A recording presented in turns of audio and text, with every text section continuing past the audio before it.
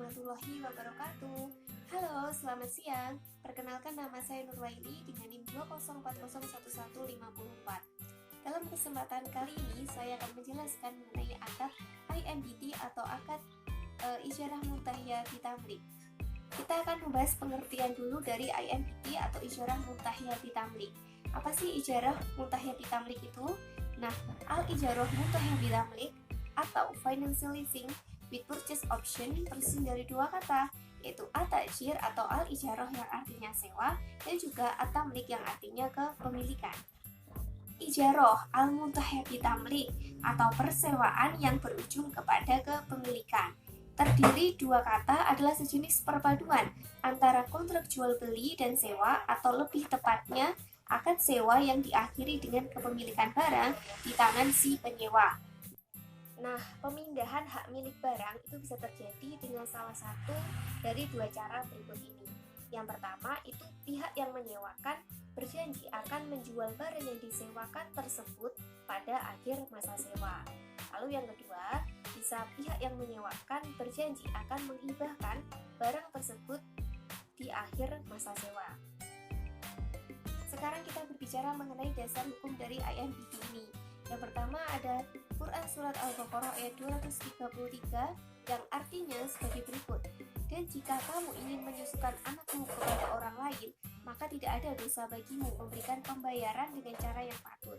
Bertakwalah kepada Allah dan ketahuilah bahwa Allah Maha melihat apa yang kamu kerjakan.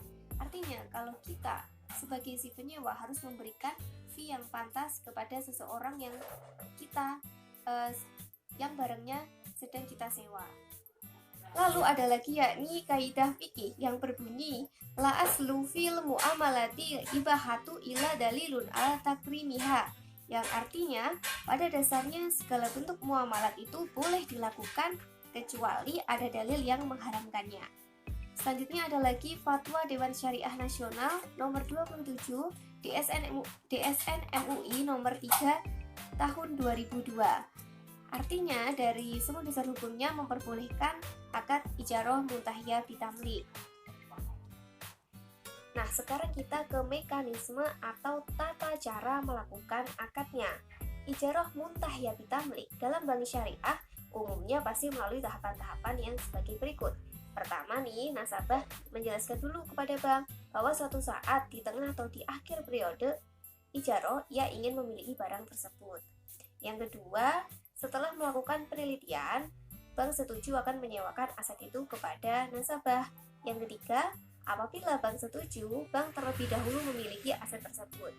4. Dengan cara apa? Dengan cara bank membeli atau menyewa aset yang dibutuhkan nasabah. Lalu yang kelima, bank membuat perjanjian ijarah dengan nasabah untuk jangka waktu tertentu dan menyerahkan aset itu untuk dimanfaatkan. Nah, yang keenam, nasabah akan membayar sewa setiap bulannya, tentunya sesuai jumlahnya tentunya sesuai dengan kesepakatan ketika di awal akad. Yang ketujuh, bank akan melakukan penyusutan terhadap aset. Biaya penyusutan dibebankan kepada laporan laba atau rugi. Jadi nanti di laporan itu akan ada namanya nilai buku juga penyusutan asetnya. Yang kedelapan, di tengah atau di akhir masa sewa, bank dan nasabah dapat melakukan pemindahan kepemilikan aset tersebut secara jual beli cicilan. Yang kesembilan, jika pemindahan kepemilikan di akhir masa sewa, akadnya dilakukan secara hibah. Lalu hal yang dilakukan jika terjadi wan prestasi. Akad IMBT pada bank syariah tentunya tidak selalu berjalan mulus. Nah, terkadang itu terdapat kendala saat mengaplikasikan akad ini seperti adanya nasabah yang wan prestasi.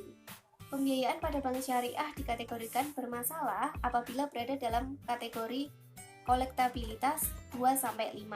Untuk kolektabilitas 2 itu biasanya tunggakannya antara 1 sampai dengan 90 hari. Kalau kolektabilitasnya 5 itu tunggakannya bisa lebih dari 270 hari. Nah, biasanya bank akan memberikan denda ke nasabah. Tenang aja, denda yang didapatkan itu untuk instrumen SIS atau zakat, infak, dan sedekah ya, bukan untuk masuk ke kantong sendiri sebagai riba. Nasabah juga akan ditindaklanjuti dengan kebijakan-kebijakan yang sesuai dengan keputusan dari bank syariah itu sendiri.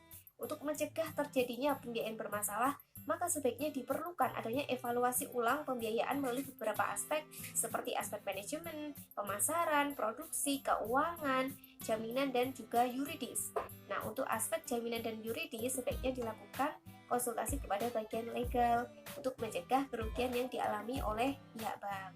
Nasabah wan prestasi yang tidak memiliki kemampuan untuk menyelesaikan masalah pembiayaan, maka perlu ditindak dengan cara litigasi atau ke pengadilan agar tidak terus melakukan kelalaian bayar dengan sengaja.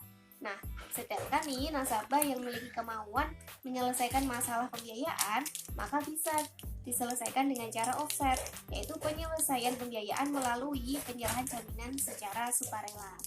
Baik, sekian penjelasan dari saya tentang akad IMPT. Terima kasih sudah menonton dan kurang lebihnya saya mohon maaf. Saya akhiri, wassalamualaikum warahmatullahi wabarakatuh.